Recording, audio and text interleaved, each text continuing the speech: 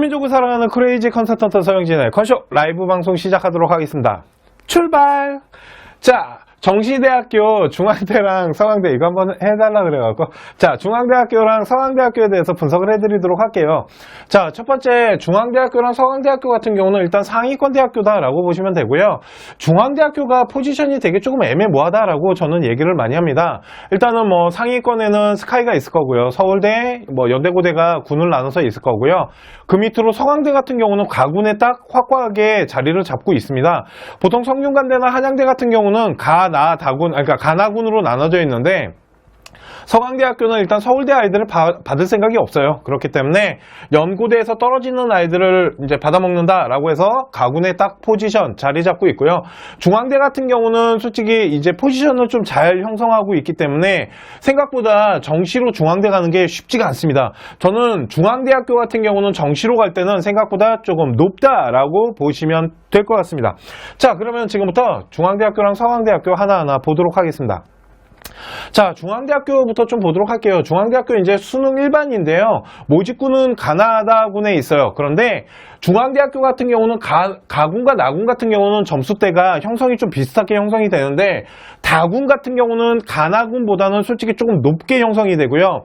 충원율이 엄청나게 일어납니다. 왜 그러냐면 그때 저희가 이제 정시라인 해드릴 때 얘기 드렸지만 이제 뭐 연대나 고대나 서강대, 성균관 그리고 이런 한양대 아이들이 다군을 바칠 수 있는 데가 중앙대밖에 없어요. 그러다 보니까 문과는 뭐 경영경제나 이과 아이들은 ICT 융합이랑 그리고 소프트웨어 그러다 보니까 충원율이 막 300%, 600% 막 돕니다. 그런데 중요한 게 하나 있는데 미친 듯이 돌면서 빠지는데 점수가 생각보다 그렇게 크게 흔들리면서 빠지지가 않습니다.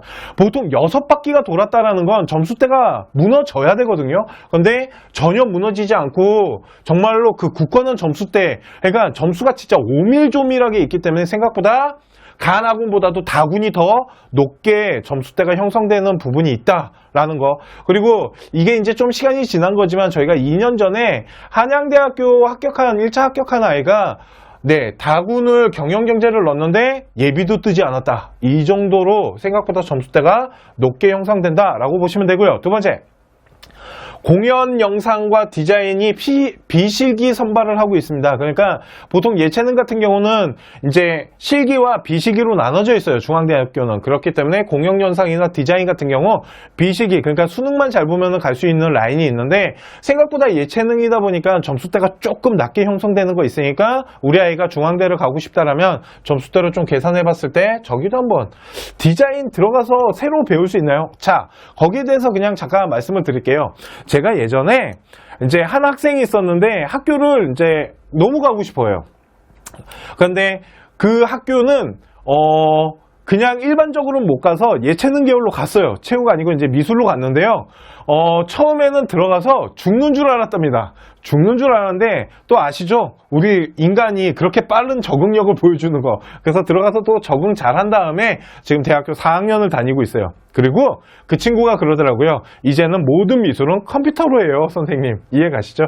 그러니까 디자인 같은 경우는 컴퓨터를 이제 컴퓨터로 하다 보니까 손에 대한 재주보다는 컴퓨터를 빨리 배우는 재주가 더 중요하다라고도 얘기를 하더라고요.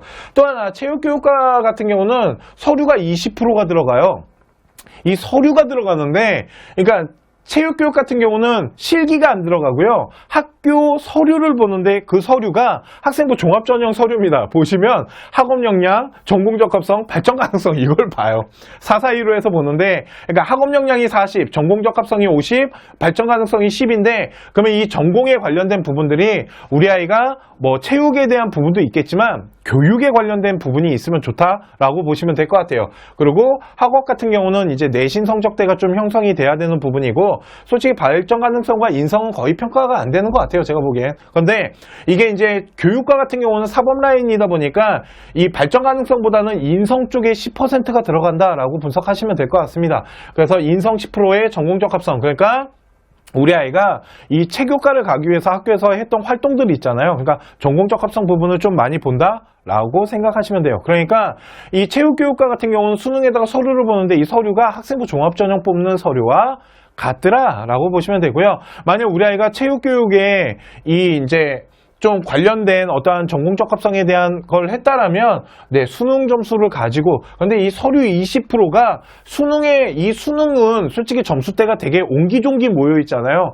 그렇기 때문에 서류에 대한 이 부분이 생각보다 좀 반영되는 게 있지 않을까라고 생각을 합니다. 네, 이게 이제 중앙대학교의 일반적인 이제 전체적인 거고요. 자, 그러면 이제 모집 단위로 좀 보도록 할게요. 자, 인문계랑 영어, 그러니까 체육교육이요. 국어가 40이고요. 수학 가형이 40이고요. 이거 가형이 아니고 나형입니다. 죄송해요.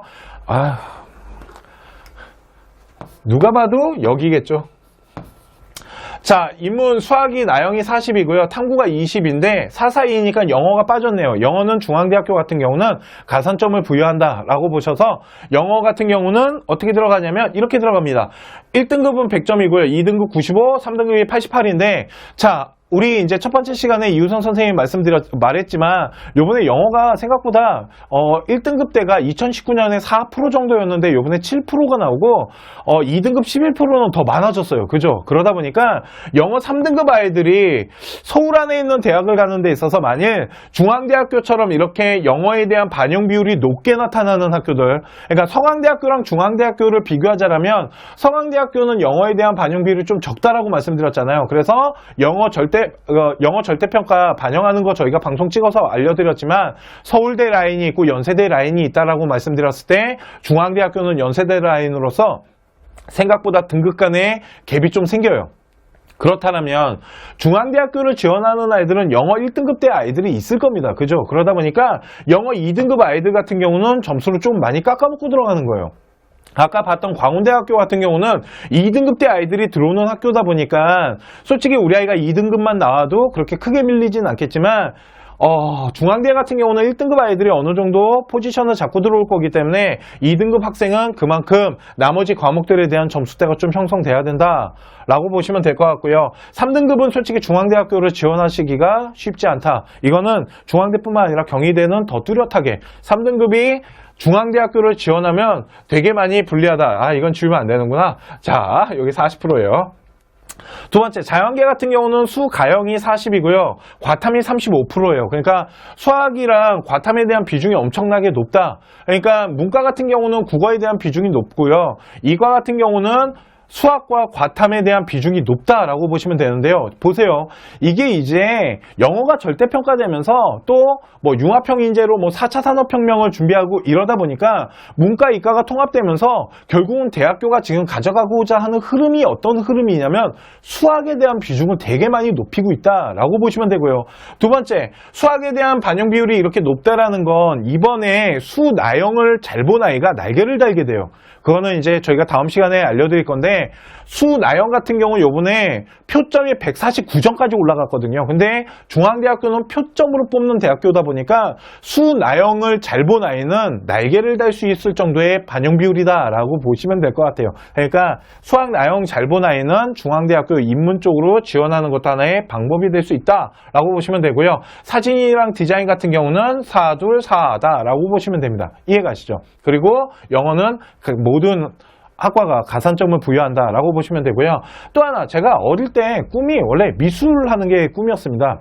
그러니까 원래는 이제 미술을 좀 배웠었는데 이제 저희 이제 부모님이 미술하는 거를, 그러니까 저희 아버지가 미술하는 거 되게 싫어하셨어요. 그래갖고 미술의 꿈을 이제 접었는데 그때 솔직히 제가 되게 관심 많았던 게 뭐냐면 사진이었어요.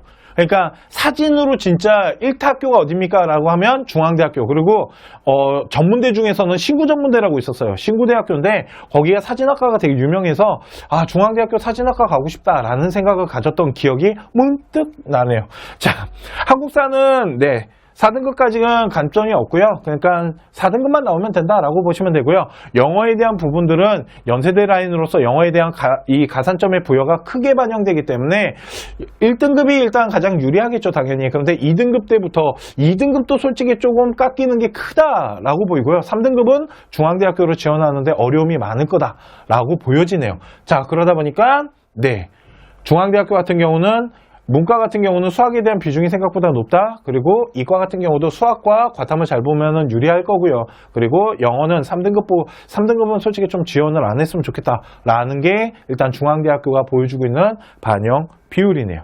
그죠? 자, 그러면 중앙대학교 이 입시 결과를 예측해 드릴게요. 그러니까 이거는 이 예측 점수는 아까 이우선 선생님은 2019년 데이터랑 2020 예측 데이터를 보여드렸는데 저는 그냥 2020 예측 데이터만 보여드릴게요. 자, 보시면은 저희가 이 데이터를 어떻게 이제 환산하고 계산을 하냐면요. 첫 번째는 대학교에서 이제 저희가 자료를 좀 봤습니다. 대학교 입시 자료를 좀 봤고요. 그랬을 때 입시 결과나 충원 이런 것들에 대한 데이터. 두 번째는 저희 컨쇼가 가지고 있는 데이터들이 있는데 저희 이제 컨쇼가 이런 뭐 중앙대학교나 이렇게 학교들을 정시로 보낸 학생들의 표본 집단이 좀 있다 보니까 그걸 가지고 좀 환산의 그러니까 어떤 기준점을 잡아가지고 편차를 좀 구한 다음에 요번에 이제 표준 점수를 환산해 봤을 때 어느 정도 점수가 나오는지 이런 것들을 이제 또 다 계산했다라고 보시면 될 것 같습니다. 그러니까 예측 점수인 겁니다. 그리고 학과별로 해드리려고 했는데 네, 그냥 큰 단과대학교 이 정도 점수대에서 점수가 형성됩니다 라고 생각하시면 돼요. 그러니까 기준선을 이 정도로 잡으시면 되는데요.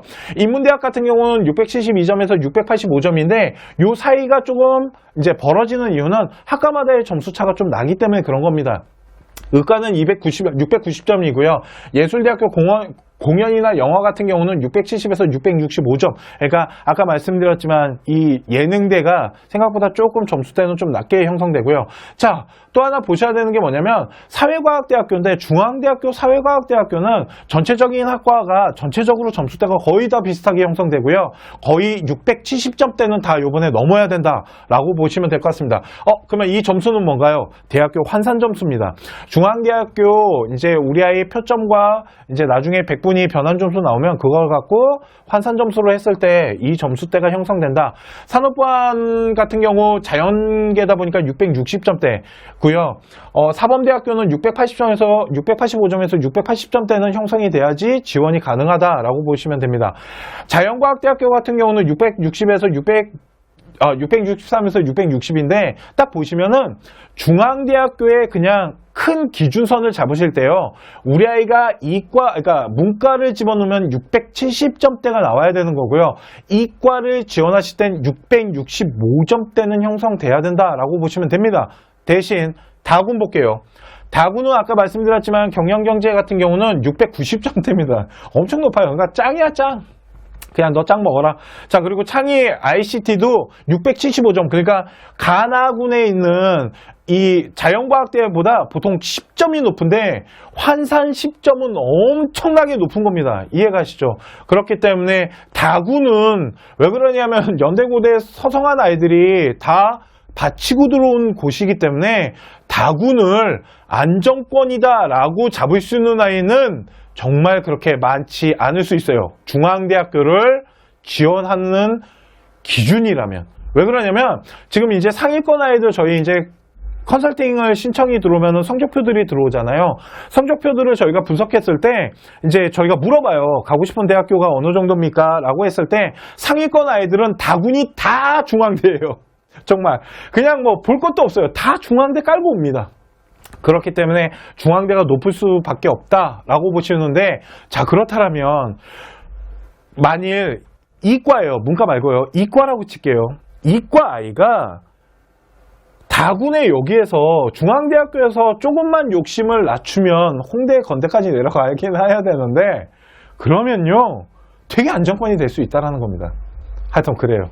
그렇게까지 내리기가 참 씁쓸하긴 하지만요. 이게 다군에 대학이 원래 몇 개 없어가지고 그렇습니다. 이해가시죠? 그러니까 어떠한 기준선들을 보여줬을 때 경영경제 같은 경우는 네 690점대는 나와야 되고, 이과 같은 아이들은 665, 문과 아이들은 670점대는 형성돼야지 학과들을 더 세세하게 찾고 그걸 통해서 대학 라인을 구성하면 되지 않을까라고 생각이 드네요. 이해가시죠? 자, 그러면 지금부터 서강대학교 보도록 하겠습니다. 서강대학교는 솔직히 제가 되게 아끼고 사랑하고 좋아하는 학교 중에 하나입니다. 저희 컨슈가 아끼고 사랑하고 좋아하는 학교가 한 여러 개 있는데 그 중에 되게 많이 아끼는 학교가 뭐 고려대학교, 성균관, 서강대학교 이런 학교들이 있어요. 특히 잘 보낸다 뭐 이런 거겠죠. 그런데 일단 서강대학교는 제가 전 시즌에 2019 때 무슨 말을 했냐면요. 보시면은 수능 100%로 뽑습니다. 2019년에 이제 2019년부터 문과 이과를 통합했고요. 수능 100%로 뽑는데 어차피 내신 들어가는 거 거의 반영이 없었기 때문에 별 그거는 큰 문제가 없어요. 수능 100으로 뽑던지 내신이 들어가든지 그건 그렇게 큰 문제가 없고 2019부터 문이과를 통합했습니다. 그래서 제가 작년에 무슨 얘기를 했었냐면요. 이과가 보통은 중앙대학교과 잠깐 볼게요. 문과가요, 이과보다 항상 점수대가 높아요. 학교들을 분석해보면. 그러니까 문과가 이과보다 항상 합격선들의 표점이나 이런 거를 계산해보면 높아요. 이해가시죠? 그러니까 문과가 들어가기가 더 힘듭니다. 이과 아이들보다. 그런데 제가 작년에 이거 문과 이과 통합하면서 무슨 얘기를 했냐면요. 이러면 서강대학교는 이과가 더 높아질 수 있어요 라고 얘기했고, 그거 그렇게 얘기했을 때 막 댓글이 달렸는데 뭐 말도 안 된다 했던 그런 댓글이 있었거든요. 그런데 제가 그때 뭐라 그랬냐면 결과 보고 얘기하자고. 그러니까 대학교가 이제 입시 결과를 발표하잖아요. 그거 보고 얘기하자고 얘기 드렸었잖아요. 보세요. 모집군을 가군에서만 뽑습니다. 서울대 애들 일단 안 와요. 그죠? 그러다 보니까 좀 높은 아이들이 누군가요? 라고 하면 연고대 아이들이 받치고 내려온 아이들이 있을 거고요. 성균관대에서 또 서강대 같은 라인으로 형성하는 아이들도 있을 거예요. 걔네들이 일단 성적표가 좀 높게 형성된다. 대신 그러니까 연대고대 아이들이 받치고 내려온 아이들이 일단 좀 높게 형성되겠죠. 자, 국어나 수학은 그러니까 표점으로 하고요. 탐구는 100분위로 변환을 합니다. 영어는 가산점을 때리는데요. 전체 계열로 봤을 때 아까 이제 저희 이제 우승쌤이 보여준 게 이건데 이거는 별로 크게 필요 없고요. 비율 볼게요. 그냥 전계열에서 이거를 이제 표점을 하는 계산하는 방식인데 그냥 제가 그런 얘기해요. 이거는 이제 컨설턴트가 되게 있어 보일 때 있잖아요. 막 되게 있어 보이게 말할 때 필요한 거고요. 저는 이런 거 별로 좋아하지 않습니다. 네, 제가 지식이 그렇게 하여튼 봐요. 국어는 34.4%, 수학이 46.9%예요. 그러니까 수학에 대한 비중은 일단 짱이죠. 그죠? 탐구가 18.7인데요. 중요한 게 뭐냐면 수나영이요. 요번에 수나영 되게 어려웠던 거 기억나십니까? 그러면 보세요. 이게 뭐냐면 수나영이 어려워서 고득점, 그러니까 좀 공부 좀 하던 애들이 무너진 케이스들이 많아요. 그런데 수나영 아이들이 어디에 집어넣냐면 문과를 집어넣을 거예요. 그죠? 근데 요번에 수가영이 생각보다 그렇게 어렵게 나오지 않았어요. 그죠? 표점이. 그러니까 수나영 잘 본 아이 있죠. 표점 완전 잘 나온 아이들 140점대 뚫고 올라가갖고 막 145 막 이렇게 나온 아이들은 서강대학교는 완전 날개를 다신 거고요. 완전 날개를 달았는데 솔직히 그렇게 완전 날개를 단 아이가 얼마나 될까 싶긴 해요. 그런데 하나 보셔야 될 게 뭐냐면 서강대학교는 수학 가형의 가산점을 10%나 때려줘요. 이게 작년에 내가 이것 때문에 이과 아이들의 점수대가 훨씬 높아질 거예요 라고 얘기를 했거든요. 근데 보세요. 이런 겁니다. 내가 서강대가 너무 가고 싶어. 서강대가 너무 가고 싶을 때 하나의 방법을 알려드리면 아까 말씀드렸죠. 문과 이과 통합됐다고. 그러니까 얘네는 들어가면요. 문과가 이과 가고 이과가 문과 가고 그냥 막 자유롭게 막 움직이는 학교예요. 그러다 보니까 요번에 문과 아이들이 수학 나영이 무너지는 아이들이 생각보다 있고 그러다 보니까 수가형을 봤어요. 내가. 수가형을 봤는데 어느 정도 점수가 나왔다? 근데 그거를 10% 가산점을 받아. 그 다음에 내가 문과를 지원하는 거죠. 어차피 이게 탐구가 그러니까 과탐, 사탐을 구분을 안 하거든요. 그러니까 가산점의 수가형을 받아서 수나영 잘 본 아이들 표점을 때려잡고 문과로 가는 것도 하나의 방법이 될 수 있지 않을까라고 생각을 하네요. 이런 게 하나의 대학교를 높일 수 있는 방법 중에 하나다. 솔직히 아까 이제 잠깐 댓글을 봤는데 댓글에 그런 게 있었어요. 문과 아이가 공대 가면 고생하지 않을까요? 당연히 고생하죠. 기하를 안 했는데 수학이 문과 수학을 하고 가면 수학이 이렇게 말하면 좀 그렇지만 허접한 건데 그죠? 그러니까 들어가서 고생 진짜 많이 합니다. 대신 이과 아이가요. 문과 가잖아요. 아무 상관도 없어요. 정말로. 하여튼 그렇습니다. 정말 잘 버텨내요. 자, 영어 같은 경우는 1등급이 100이고요. 2등급이 99, 3등급이 98이에요. 그러니까 아까 중앙대학교보다는 벌어지는 점수가 적네요. 그러니까 영어에 대한 반영 비율이 그렇게 높지는 않습니다. 이해가시죠? 그래서 영어 등급이 좀 낮더라도 서강대학교를 지원하게 되면 중앙대학교나 이렇게 좀 벌어지는 대학교보다는 안정적으로 갈 수 있다. 이거는 저희가 영어 절대평가 영어 방송 때 해드렸으니까 보도록 하고요. 4등급까지는 한국사는 감점이 없고요. 5등급부터 감점되는데 0.4점 감점되네요. 그리고 한국사 5등급은 좀 그렇다. 그죠? 이해가시죠? 그러다 보니까 서강대학교 같은 경우는 이 수학이 포인트예요. 이 수학이 가장 중요한 계산의 방법인 거고요.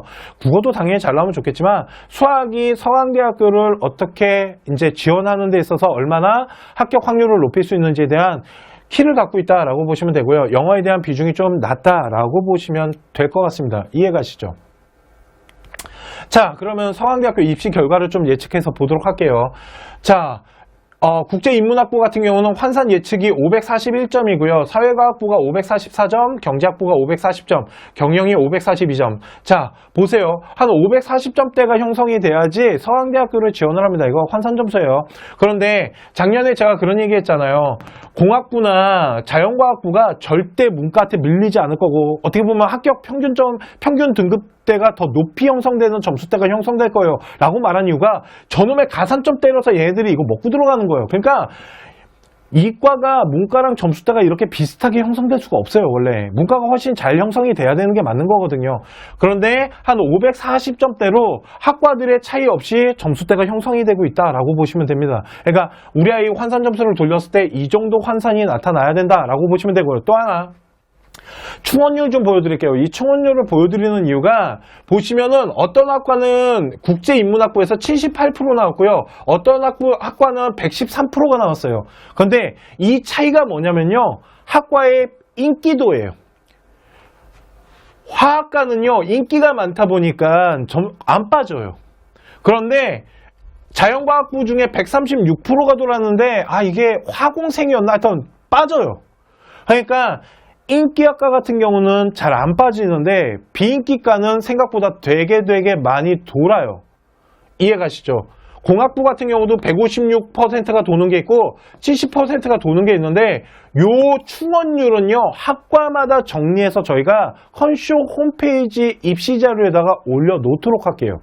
그러고 거기에다가 이거에 대해서 어떤 이런 현상들에 대해서 간단하게 저희가 코멘트를 달아놓도록 할 테니까 저희 홈페이지에 오셔서 한번 보셨으면 좋겠어요. 빠른 시일 안에 올려드리도록 하겠습니다. 그리고 서강대학교 같은 경우는 문과, 이과가 이제는 점수대가 차이가 크게 나타나지 않아요. 그런데 아까 말씀드렸죠. 우리 아이가 수, 가형을 약간 좀 점수대가 애매모호한 포지션이에요. 뭐 90점대 초반이 나왔어요. 그러니까 뭐 표점이 뭐 한 125점?